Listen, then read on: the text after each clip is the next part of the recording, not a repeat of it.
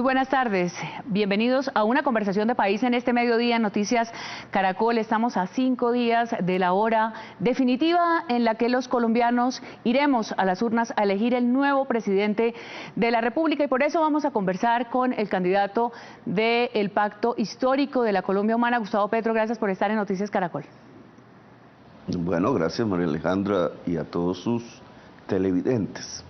Bueno, ¿cómo está llevando estas horas finales? Porque a pesar de que los días son largos en términos de campaña y se están viviendo de forma muy intensa por las redes sociales, ustedes tienen que estar ajustando seguramente los últimos detalles para llegar al domingo. ¿Qué le puede contar usted a los colombianos sobre ese momento?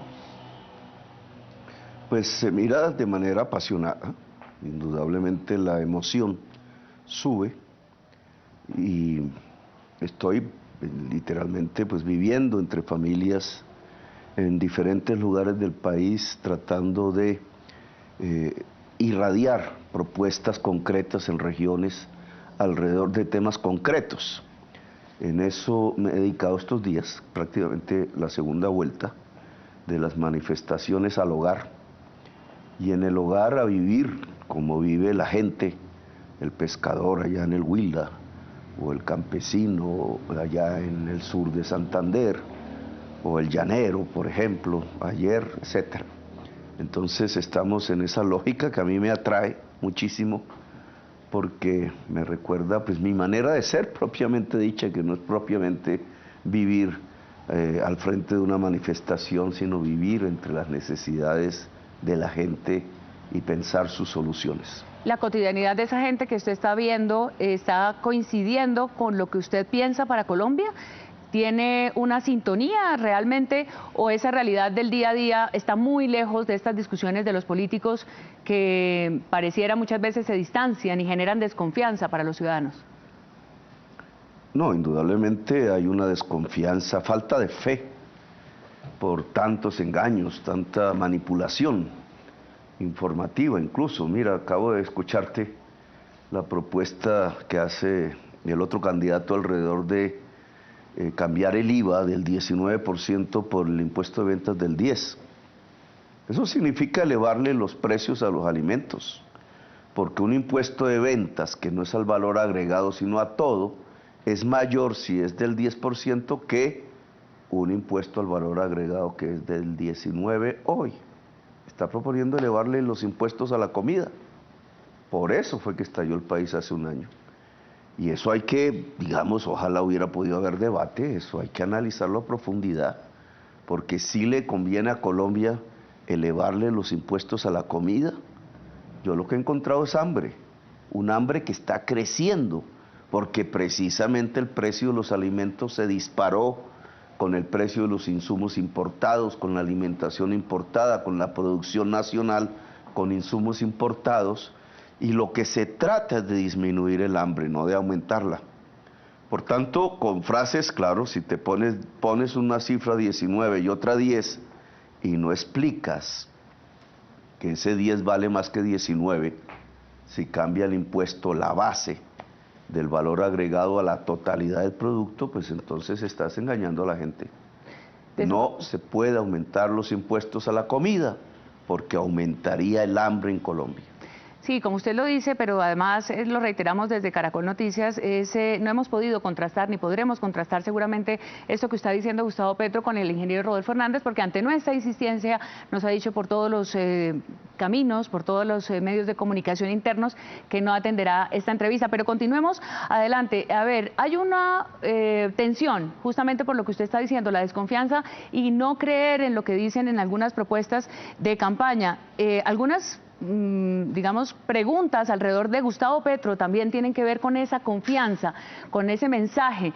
Usted está haciendo honor a la honestidad y a la transparencia con la forma en la que está haciendo la campaña y la manera que está haciendo sus propuestas a los colombianos. ¿Son transparentes, son reales, son viables? Completamente. Lo que pensamos lo decimos. Las decisiones que tomábamos han sido públicas. Incluso, fíjate, hasta nos han grabado desde fuentes ajenas muy poderosas todas las conversaciones internas durante 7 meses, miles de horas, y no sacan un solo video con mi voz en donde puedan mostrar una irregularidad o donde puedan demostrar que la contracampaña que han hecho contra mí, hablando de expropiación o de reelección permanente o de quemar iglesias y cosas por el estilo, pues no tiene ningún asidero en la realidad, porque no hay ni 5 segundos durante 7 meses de interferencia de todas mis comunicaciones a través de Zoom que diga algo que pueda reafirmar esa contracampaña. De todas maneras, obviamente ahí se conversan de cosas que internamente en las campañas pueden ser, para los equipos de las campañas pueden ser más o menos naturales, pero que para el grueso de la población y para un ciudadano, pues molesta intentar ver que puede haber intentos, digamos, de manipulación. ¿Cómo está usted enfrentando una eventual situación que le toque, que lo lleve a tomar decisiones internas en la campaña? Porque como se hace la campaña, como decían por ahí también en este camino, también así se gobierna. Pues las he tomado, ¿no? En las diversas etapas, ya esta larga campaña de 7 meses que me ha correspondido, he tomado decisiones que han sido públicas, que en su momento, dependiendo de porque la campaña ha variado, sí, se volvió más compleja, disminuyeron los candidatos, los rivales que habían ya no están, y otros que no habían ahora sí están.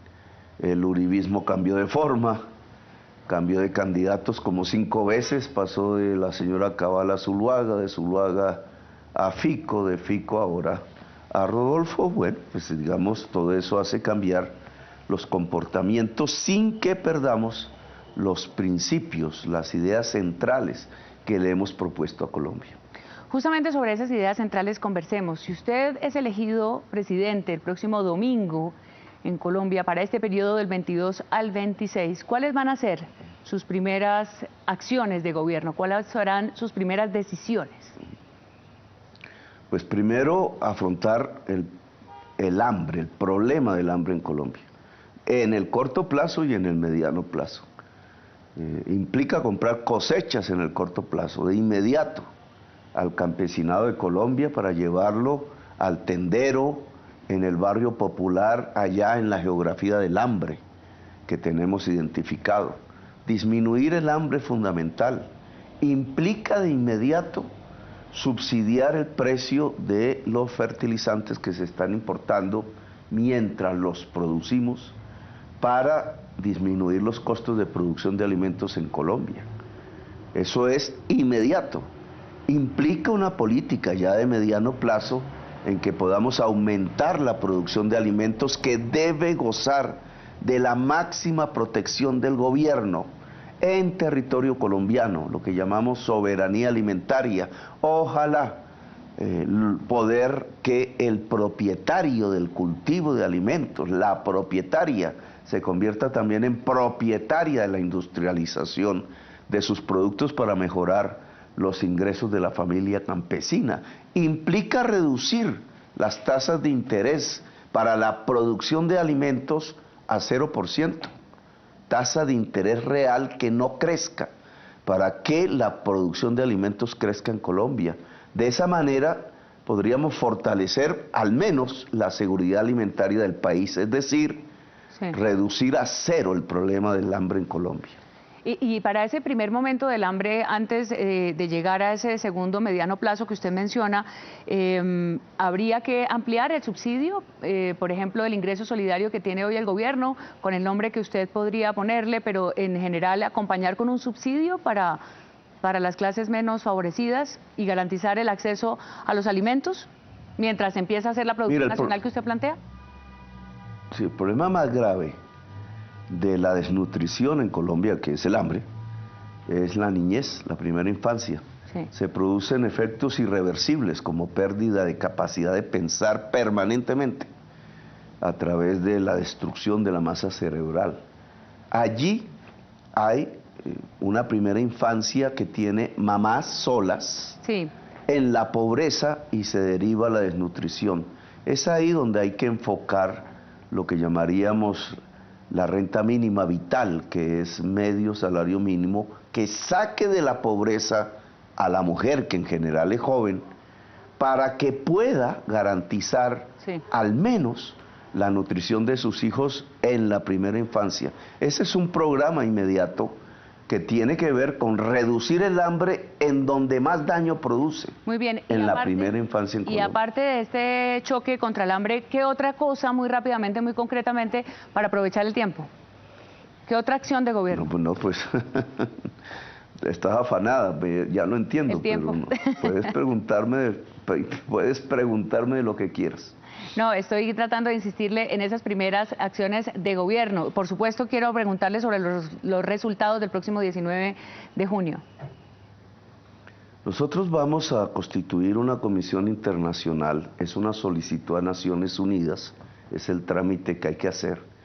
Una comisión internacional independiente para examinar los principales hechos de corrupción de los últimos tiempos, como Odebrecht, por ejemplo, como Reficar, por ejemplo, que quedaron en la impunidad, porque el aparato de la Fiscalía investigadora pues terminó en manos de unos políticos que ponen las investigaciones de acuerdo al interés económico político que haya. Y no puede haber impunidad en los casos de corrupción que ha sufrido el país, sobre todo porque vinculan a la cúpula del poder político tradicional de Colombia. Ese es un segundo paso que vamos a presentar. ¿Puedes seguirme preguntando? No, por supuesto, pero vamos entonces con esas primeras decisiones de gobierno a ver un cambio, como usted lo propone en su propuesta de gobierno, un cambio que para muchos es más político y para otros la otra propuesta de gobierno es un cambio más económico. ¿Usted está de acuerdo con esa mirada? Pues mira, es que si un cambio no es económico, no sirve.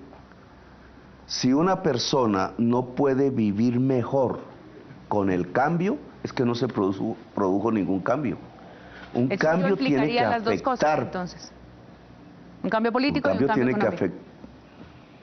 Un cambio tiene que afectar positivamente la vida cotidiana de una persona, sea porque el papá puede meter los hijos en una universidad, sea porque la mamá puede nutrir a los niños en la primera infancia, sea porque los campesinos puedan tener más tierra o crédito a 0% y producir alimentos protegidos de la competencia internacional, sea porque un trabajador o una trabajadora, por ejemplo, no tengan que tener contratos a 3 meses con inestabilidad laboral, sin que paguen horas extras ni festivos, sino que tenga la estabilidad laboral. Por ejemplo, acabo de proponer, porque hay un proyecto de ley que está tratando de hacer que las motos en general paguen peajes, con unos impuestos de SOAT, con pagos en el seguro SOAT, que ya llega casi a 800.000 pesos por moto adicionalmente, y la moto es un instrumento de trabajo cotidiano de millones de personas en Colombia. Sí, así es. Pues yo lo que he dicho es que en mi gobierno no habrá pago de peajes de las motos, ese proyecto de ley no va, y en mi gobierno el SOAT para las motos se disminuye radicalmente. No se trata de aumentarle los impuestos a los pobres porque perjudica su existencia, como acaban de proponer, por ejemplo, con el famoso impuesto a las ventas del 10%, eso es elevarle el precio a la comida a la gente, o ponerle peajes a las motos, como están discutiendo en el Congreso. Eso es dañar la existencia cotidiana de una familia humilde en Colombia. Se trata es que los impuestos los paguen los que más tienen, y de ahí la reforma tributaria que he propuesto, para que el gasto público se convierta en derechos universales, como el derecho a educarse en una universidad, como el derecho a tener salud, como el derecho a tener una pensión si se llega a la edad respectiva, que es universal porque es para toda la sociedad. Muy bien, pues toda ha sido una campaña muy larga, hemos tenido debates en el momento de las coaliciones, hemos tenido entrevistas, un encuentro suyo con los jóvenes de todos los candidatos. Llegó el momento de la decisión. Gustavo Petro, candidato del Pacto Histórico, ¿usted va a aceptar los resultados el próximo domingo? ¿Hay algún riesgo de que si no gana Petro pueda realmente, como lo mencionaba su hija recientemente en una entrevista, haya un estallido social en Colombia? En primerísimo lugar, mi hija no mencionó eso. Mi hija dijo que si no hay cambios en Colombia en función de la justicia social, y disminuye la desigualdad, la pobreza, el hambre, pues la sociedad estallará. No se necesita sino comprender lo que es una sociedad para saber que toda sociedad que condenan al hambre estalla. No dijo lo que acabas de decir. Que si es por usted perder, que de acuerdo. Si yo no gano, que si yo no gano en las elecciones, entonces, bueno, entonces, corrijo, entonces, el día de elecciones tengan ustedes, todos, la tranquilidad que nuestra fuerza, que ya son millones de personas en todo el país, yo creo que mayoritaria, sí, no hará ningún ejercicio que ponga en peligro esa tranquilidad. Nosotros esperaremos los resultados, tenemos unos instrumentos para controlar si hay fraude en el software de la empresa privada Disproel, que entre otras cosas es una violación a un fallo del Consejo de Estado que ordenaba al registrador que tuviese un software de escrutinio de propiedad del Estado y abierto a toda la sociedad para su auditoría técnica. Sí. Eso no existió, tenemos unos instrumentos de control. Si el resultado es transparente, lo aceptaremos cualquiera que sea. Si el resultado no es transparente, haremos las medidas que la ley nos permite hacer para recuperar la transparencia del voto en Colombia. Gustavo Petro, mucha suerte en estos días de campaña. Para los colombianos, esta es una aproximación, una nueva reflexión que hace Gustavo Petro sobre sus propuestas de campaña, sobre su mirada de país, sobre los resultados. Muchas gracias por estar en Noticias Caracol y a ustedes decirles y reiterarles en equilibrio informativo que hemos mantenido durante todo el cubrimiento de la campaña. Lo estamos viendo, pues digamos, frustrado porque el ingeniero Rodolfo Hernández ha decidido no atender una entrevista con Noticias Caracol.